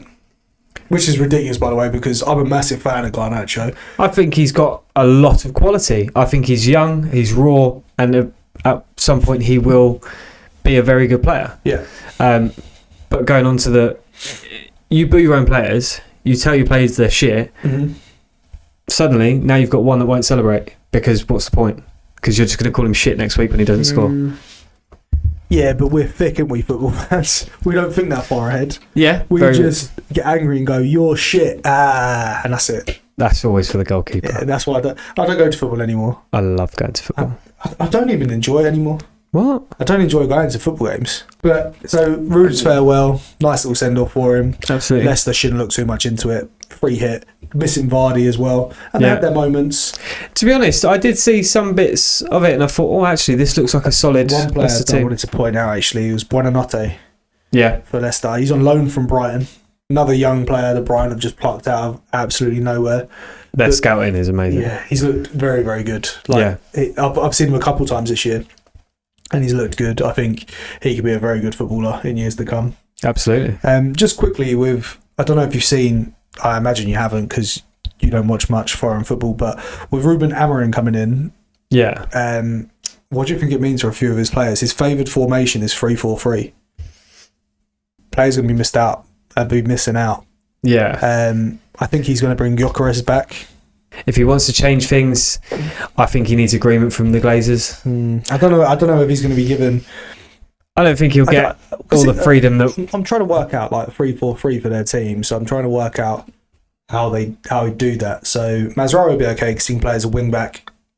Dallo, I don't see why it leaves him. I think Garnacho could be a good wing back, but I just don't know if his defensive qualities are quite there yet. He'll play on the inside forward in one of the three, wouldn't he? Yeah, true. Where does that leave Bruno? Bruno will stay in the mid. What is a centre mid? Yeah. There's a 2 in centre mid. Bruno and who? Mainu? No, it'll be Ugarte, because he had him at Sport. But anyway, I think there's a few players that are going to be for the chopping block if he plays his 3-4-3. He won't be allowed to. I think he'll play exactly the same formation. Yeah, nothing will change. 3-year cycle. You heard it here. You've heard it on a load of podcasts now. But by the way, we definitely said that first. Yeah. Well, we actually did. I'm not. I've said this before. I think I'm a little bit of a Man United underbelly fan. So I look forward to seeing what he can do. I like the fact Man United were the dominant team growing up, and now I sort of missed that. But then, do you think that's just basically what we feel about Man City now? No, because Man City bought it. I don't feel like it's ever going to be earned. They didn't earn it. Okay, yeah. I just feel like it's like. I feel like Man City are almost like a financial takeover on FIFA. Yeah. It's not real. No, it's all just Fugazi. That is a what? Fake. Fugazi, fake. What language is? Fugazi. I think it's Italian. Okay. So, on to obviously Newcastle against Forest. Sunday. Yeah. Forest. I don't think played up to their game as well as they could have. I think the main threats are their wingers on the counter attack, and Newcastle done well to stifle it. Yeah. First half, Forest were probably the better team. So I agree with that. They sort of showed why Forest are where they are. Took the lead deservedly at the time. Yeah. Just about.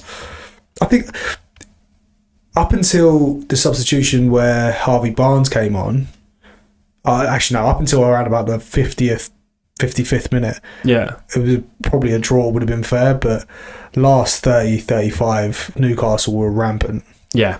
I think Newcastle... Couple of counter-attack goals. Yeah. And I think you said it best as well. They just sort of slapped them back to reality. Yeah. Like when we were talking about this yesterday, it was showing Nottingham Forest not to get complacent, thinking they're part of the big boys yet, which is good. I think that's what they need. Just on, you see when Forest scored, you see them celebrating. Yeah. Do you know what it reminded me of? I just thought about it today when I was watching Match of the Day. Do you remember when West Ham had Lingard, Fornals, Rice, and we scored a goal against someone, I think it was Villa, and they went over to the corner flag and they pretended to be like a band? Yeah. That's what it reminded me of, and it's just good vibes. Because at the time, West Ham were in a really good place. We were on the upward trajectory. We were winning every game. Lingard did amazing for you guys as well. And it shows what form does for a team. It lets you relax. You come out of your shell. You start. Things just come off more naturally. You don't have to think about things. You know that you're going to play well, and you're not in a rut of conclusion. Yeah, and it's nice to see a team that no one really expected. I know they lost this weekend, but still, they're still higher in the table than I think anybody would have said at the start. Even Nuno in the presser said he was so relaxed. Whereas last time we saw him in the press conferences was when he was at Tottenham and he was sweating every week because they were losing or he was under pressure. It's just nice to see a club and everything about it so relaxed. Do you think that because they don't have the pressure of being up there, that's why they're up there? 100%. Because they don't have that pressure on them. Yeah, no one expected this. No one did. And they are like a breath of fresh air up there at the minute because everyone 100%. Else plays the same way. Yeah. They're the only ones. They're the enigma. Phrase. They're the outside bet. Yeah, they're just the difference. So everyone's in one lane, they're in the other lane. They're just doing their own thing, and that's again what West Ham were we were doing. Well, we didn't win the league. That's what when Leicester won the league. Leicester were doing different things to everyone else. Yeah, they were the outside that no one thought about, no one worried about until it was too late, and they were flying. So, I don't think Forest will drop off too far. I think they will. Unfortunately, fall off top four. So you don't think they're going to win the title? Unfortunately, not. No. That's what you were saying last week. No, I said I hope they do. They still difference. Still could. They still could. Anyone could. Mate, if City's still in the race, then Forest are. They're on the same points, I think. Yeah. But Isak scored again. Yeah. Getting in goals. Newcastle, couple of good performances now. I feel like almost getting back on track of where they were. It's like a steam train starting up, sort of. They're starting to get going. Yeah, it's coming up to taking a bit of January time now as well. It's around the corner, January, so they can hopefully get a couple of players. Invest a little bit. Yeah, because they've got the money for it. It's just whether FFP allows them to. And then you never know with Villa stumbling, Arsenal not hitting their stride, Chelsea are due for a bit of a blip, even Man City. Those top four teams that seems so nailed on for so long aren't the only team really doing anything really well consistently is Liverpool. Yeah, everyone else are there. I think there for sort of from maybe from second to sixth, no one at this point in time can go who's going to be where. Yeah, because it's everyone's not playing to their ability. Yeah, Liverpool, the most informed team by far. Yeah. Closely followed by probably Chelsea and Forest. Yeah, probably, which is again surprising because it's Forest. Yeah. But yeah, on that game, I think Newcastle in the end came out deserved winners. Deserved it. Gordon went off injured. Barnes came on and scored. Very good goal. Hasn't looked good since I said he was good. Gordon, I said this ages ago. I think maybe in the same episode, it's the same one we did. I don't see it. When I said he was good, probably. Brentford Bournemouth. It's the first time ever in the Premier League that Bournemouth have lost a game when they've taken the lead twice in the same game. In the same game, yeah. Very good game, end to end. And Brentford, for everything that we thought Brentford were, being stubborn defensively and long balls and big throw-ins, which is what they score most of the goals. Like a lot of them. Their games are so exciting. Before the season, I never thought Brentford games were exciting, but they really are. Brentford are surprising as well. Like they've got, I've got a few players here I want to talk about. I can't remember them all, so I've written a few of them down. Damsgaard. Yeah, Wissa, and Buemo, obviously. Damsgaard, who I really want to talk about. I know Match of the Day done a segment about him, but which really pissed me off because I actually had a lot of those stats that I was going to say about him. But now it's just going to sound like I copied them. I didn't. But he was the guy who came on for Eriksen after he had his cardiac arrest. Yeah. For Denmark. He had a good Euros after that because obviously Eriksen didn't play, and Brentford signed him off the back of that. He's doing things that I didn't expect of him in terms of like his tackles. Yeah, like his tackles won his highest in midfield for Brentford this year, and that's something that I wouldn't have put him down as, because he doesn't seem like that sort of player. He's not built like that sort of player. So the players around him, like the Norgard and Janelt, must be rubbing off on him positively, because whatever's happening behind closed doors with Damsgaard is working, because he looks someone who was bereft of confidence at times, but he's coming into his own now, and with likes of Wissa and Buemo, so many other players in that Brentford team. Ivan Toney's a distant memory. I said way back, Wissa was the best second choice striker in the Premier League. Yeah, behind Ivan Toney. This is before Julian Alvarez was at City. I said it back then to one of my mates, and for that reason, I thought they wouldn't struggle too much with Toney going. Yeah, but I didn't think no one could have thought Brentford would be doing this well, especially as before obviously all the betting and things. Ivan Toney was their outlet. Well, he's a talisman. Very much the Haaland of Brentford. Him goings almost lifted a shadow away from the likes of Buemo, who again is a phenomenal, a great player. But he's only like 26, 27. Yeah, so he's still young. Yeah, Wissa, I'm not too sure how old Wissa is, to be honest. I couldn't tell you, but I know he's younger than he looks. Yeah. He has to, because he looks about 40. Yeah, I was going to say he's had an uphill paper round. But they've had a very good start to the season, and beating Bournemouth is no easy task these days. No. Bournemouth have obviously been playing above themselves. Yeah. Superseding, as you mentioned earlier. Mm-hmm. A few of them teams are, Yeah, and I think it's good. And like we said earlier, you can be anywhere up to about 13th, 14th, and still 3 points off 4. Yeah. 4 points off 4, whatever it is. That's it. Evan Nilsson scored again. Yeah. Kluivert scored again. So Bournemouth have got quality in their team as well. And a draw probably would have been fair. Yeah, because I think it was quite an even match. It did go end to end. You don't see many of them Premier League games anymore, but definitely not. That was an existential mid-table clash. Yeah. Neither team had anything to worry about behind them or in front of them. We're only looking upwards. Yeah. And that's what you want to see. And that's when the games are good. Yeah. Wolves got their win. The last team in the Premier, or Ipswich technically were, but we've already spoken about Ipswich. But Wolves got their win against Southampton, who's always going to come. It was, And at 1-1, there was a couple of talking points in this. At 1-0, Southampton equalised with a goal from their fullback, can't remember his name, Ryan something. Yeah. I can tell you, but and it was disallowed for a foul on the Wolves defender. Mm-hmm. And it just isn't a foul. Like it just isn't a foul. Did you see it? No, I didn't see it, but I've read about it, but I haven't seen the video of it. So it's a coming together in the box. Like if anything, it's a foul on the Southampton player. Like I've seen it slowed down, and I can't see a foul like at all. So it's like in the top corner of the 6-yard box. Right. The ball's there. The Southampton player gets there, knocks it, and hits the defender. But what I think they're saying is that he's come through the back of the defender, but the defender's coming in from like this angle. So it'd be more of a diagonal sort of. Yeah, just watch it. It's an odd decision, and at that point, can you get a screenshot of it? Yeah, like of the initial. Yeah.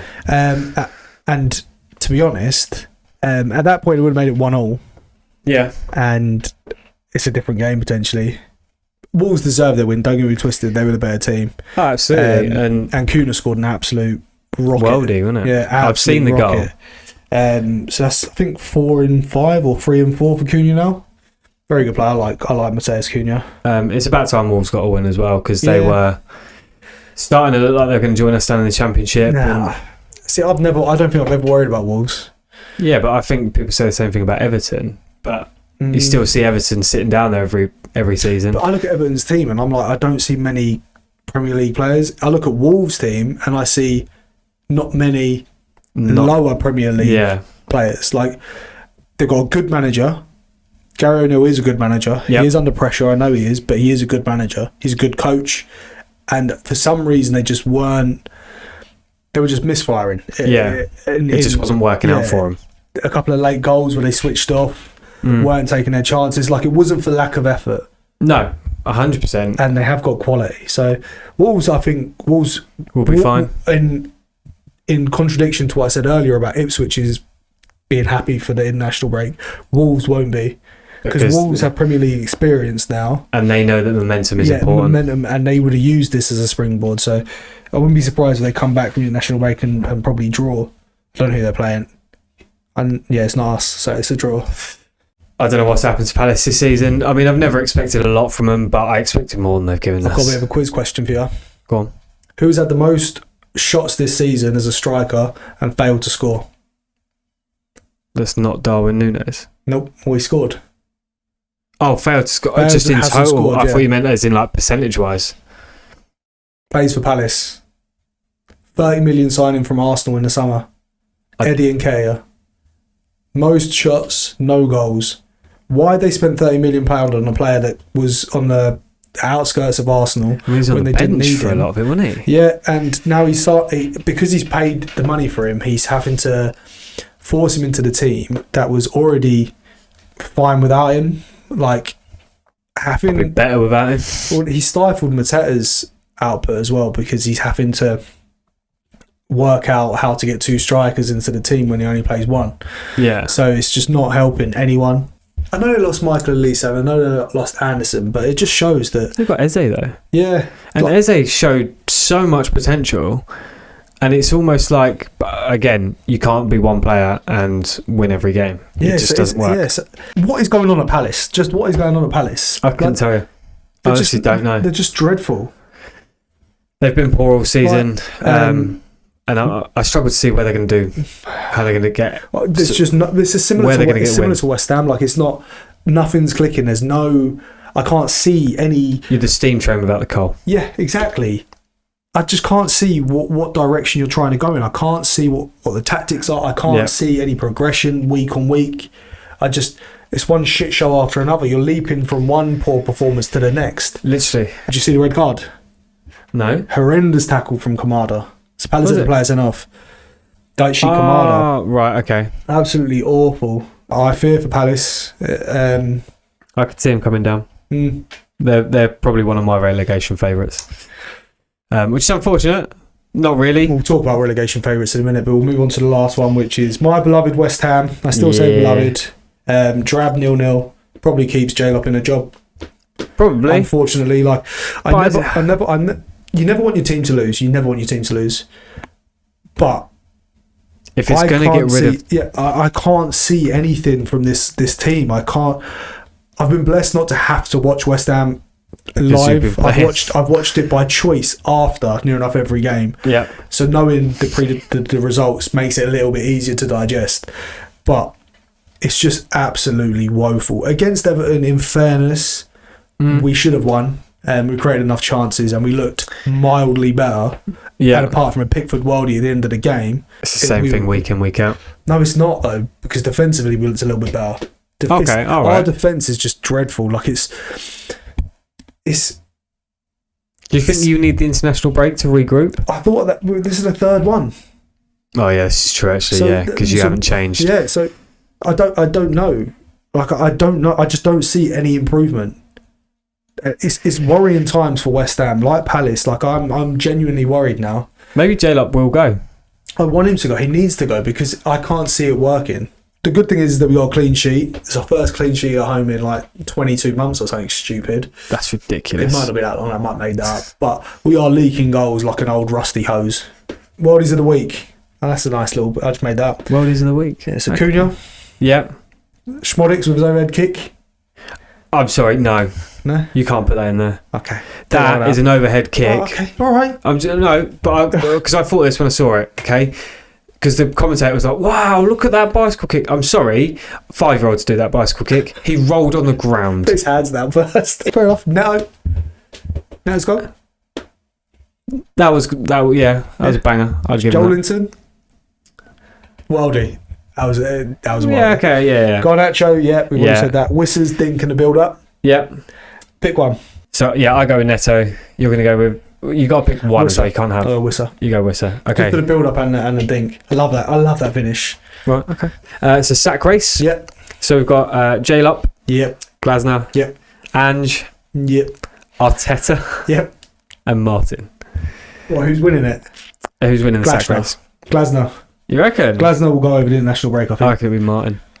What, you think Russell? They'll get rid of Russell? I think, look, out of them that you've said, so J-Lop should be sacked, but won't be because they won't pay it. It's West Ham. Glasner, I think, will be sacked because he's done it before recently and it's worked. Ange is under pressure. I don't think he's not anywhere near going yet. Arteta, that's dumb. He's under pressure. Nah. He's under pressure. What pressure? He's third. They should be winning the league, mate. So should City. Should we fire Pep as well? No, because he's a winner. What's Arteta? What's he won? He's lost 4 in a row now. Yeah, but he's won Pep's 5 in a row. Pep's under pressure. He's in the sack race. Oh, God. Arteta's next to be sacked. No. It's Glasner or J-Lot. I think it'll be Martin. Okay. Obviously, the biggest shock of the weekend. Go on. City. Oh, City losing 4 in a row. Do you know what? So he said last week, I fancy Brighton to win. And then in our Super 6, what did you put? I didn't put Brighton to win. It wasn't in the Super. Was it in the Super 6? Yeah, it was. I put Man City to win because I was like, I think I'm being just a bit too generous because I won Super 6 again. Yeah. And I did it myself this time. Get up there. That's 2 in a row. I'm catching At some point, you'll get me. I'm only like 5 points behind now. Oh, so who is your title bid now? I can't see Liverpool running away with it. You picked Liverpool last week. Yeah, so I'm not saying that Liverpool won't win it because I still agree that I think Liverpool will win it. Yeah, but I don't think they're going to run away with it. I think it's going to get a lot tighter towards the end of the season. So I mean, I think obviously City will stay up there. Yeah, I feel like Chelsea will drop off. Oh, do you? I just they're playing well. They were playing well. Yeah, they've had a couple of bad games, and I think, like we were saying earlier, there's no consistency in the team, especially while they're in Europe. More of a hindrance than a help.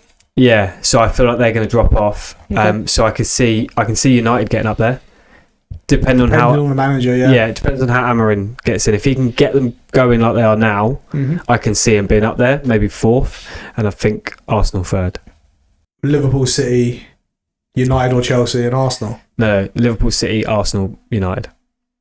You think United will get 4th?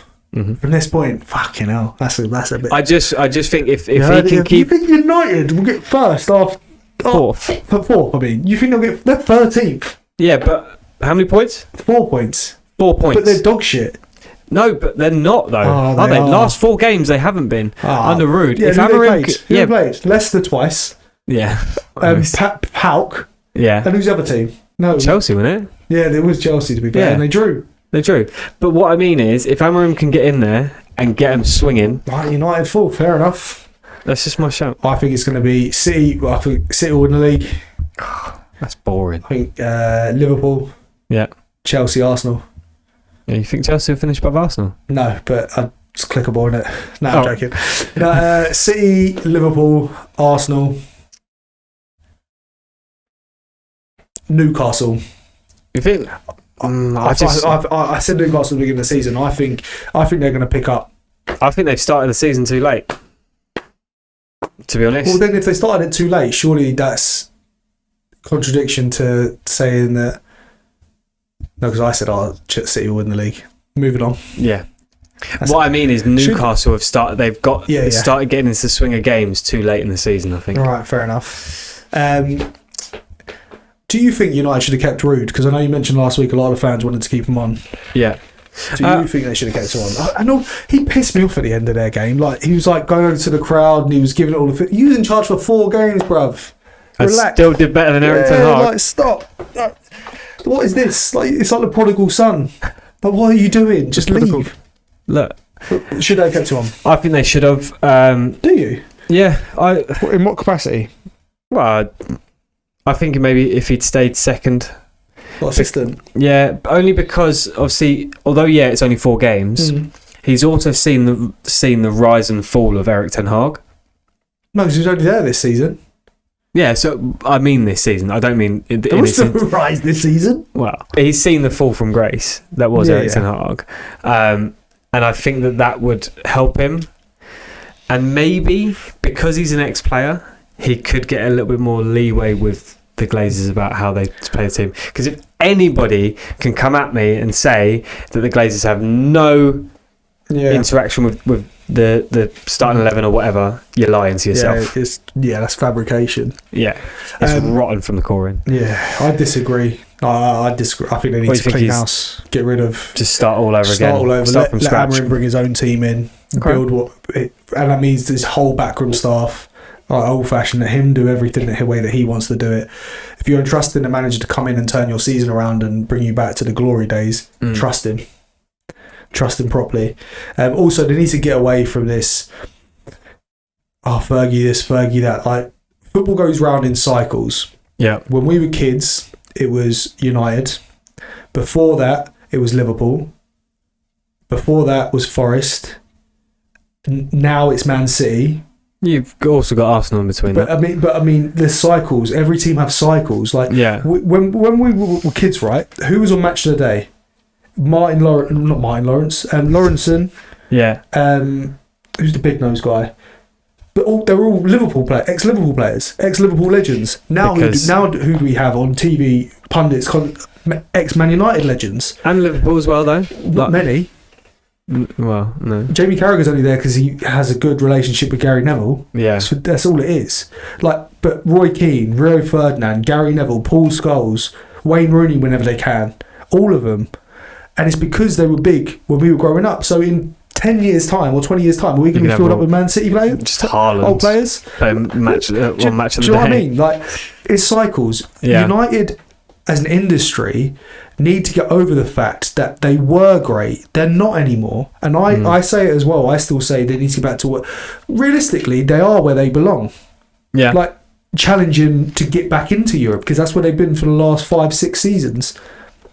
Their glory days are... It's gone. They're long gone. Let them go. So that means... do away with Ferguson. Do away with everything to do with them. Do away with Ruud. Well, they have, haven't they? Yeah, I know. And that's good. Clean house. Move on. But they need to change owners. Yeah, but they can't control that because they are the ones in control of cleaning house. But the problem you've got is that the rotten core starts with the Glazers and they need to go. Whilst they are there, United are never going to get back to where they were before. I agree and disagree. I think the Glazers are part of the problem, but I also think what I've just alluded to is part of the problem. I don't disagree with that, and I do think that they need to get away from their glory days and create new ones. Yeah. But I don't think they're going to do that with the Glazers in charge, because the Glazers like to have control over their business. And when it becomes a business, it's when the football stops. Yeah, that's not the important bit. Of course. It's shirt sales. And big signings, but it's just it's a cycle, and get over it. Like, it's done. It's done. Yeah. Stop being bitter about it. Would you tell Arsenal fans to get over the Invincible season? I wouldn't. Arsenal never really had a dynasty like United in terms of longevity at the top. No, but they're still one of the big clubs. The Invincible season's like, again, it's a statistician's dream. Wet dream. Like, it makes it look like they were phenomenal, but let's not get it twisted. They should have lost against Portsmouth in that season. They got given a dodgy penalty, which wasn't a penalty, and also they went out of every cup. They lost in Europe. So just domestically, they didn't lose a game. Yeah, great, well done. It was good. I'm not saying it's not, but when City and Liverpool topped 100, that's more of a feat for me than going invincible. Fair. Like, it is. But no other team can do it. What, go unbeaten? Yeah. They had, 11 draws that season? Yeah. Man City could do that. Have they done it this season? No, because they try and win every game. But I don't think... I think Arsenal were a very good attacking team back then. I still think that they were trying to win every game. But I just think that they were more solid. I think it's times have changed. Times worked well with that historical season. The thing is, and I think you'll find this with everything, and obviously we've been doing conspiracies and everything like that, and I think what you'll find is in every glory day, there is a dark patch of rain that reigns over it. Fergie time, across all of Fergie's time there, there was always this massive thing that obviously Fergie time is, he always got extra time. Yeah. Which is actually a massive conspiracy in itself. I haven't done any research on that this week, but I will have a little look into it because that is a massive conspiracy. Have you got one for us this week? I do. It's actually quite a well-known one. There is a conspiracy that during Jurgen Klopp's tenure, I don't know if it's still the same now, but every single Liverpool player is juicing because as soon as they sign for Liverpool, no injuries. No, they get asthma. Oh no, I did. Yeah, okay. No, I did know about this. They take a certain asthma pump, right? Right. So obviously, the job that I do, I know a little bit about this. So the one thing that they give in obviously spray, like in gas form, is steroid. So if you have asthma and you get roids in your system, it's because of your asthma. Right. So I'm not quite sure how it works in regards to injecting and things like that, but there would always be roids in their system. Will it make me better at football? Well, of course it would. Could you get me some? Roids? Whatever this is. It's a salbutamol inhaler. Yeah, that must be like... You can get it from your doctor. Like, yeah, it's legal. I don't have asthma. I don't think a lot of the Liverpool players have asthma. Yeah, but they have a doctor to get them. They asthma do. Pumps. You're basically an asthma doctor. Give me some. Yeah, we'll sort that out. Alright, cool. Is that a conspiracy though? It is conspiracy. That's a fact. That's factual, isn't it? Because I read that somewhere. But the fact that they've all got asthma is the conspiracy. You have got a team of 30 players plus, and somehow 90% of them have asthma. The starting 11 all have asthma. Van Dijk has asthma. I know Robertson was one of them. Yeah, but the treatment for asthma is a steroid pump. Right, who's your star of the week? Probably to go out there a little bit, I'd probably say Fernandes. Bruno Fernandes. Why? Sorry. So my reasoning for that is not only the 2 goals that he done. I think overall in the game, one was an own goal. Well, yeah, technically. I think it was on target anyway. Yeah, I think it was. They said it was going wide, but not only because of how he played in the game.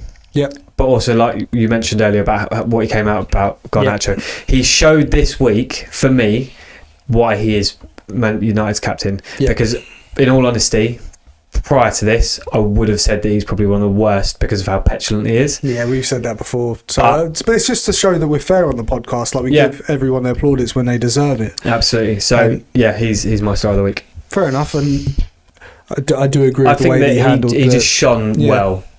Yeah. My pick will be. It's got to be Belieber. Yeah. Or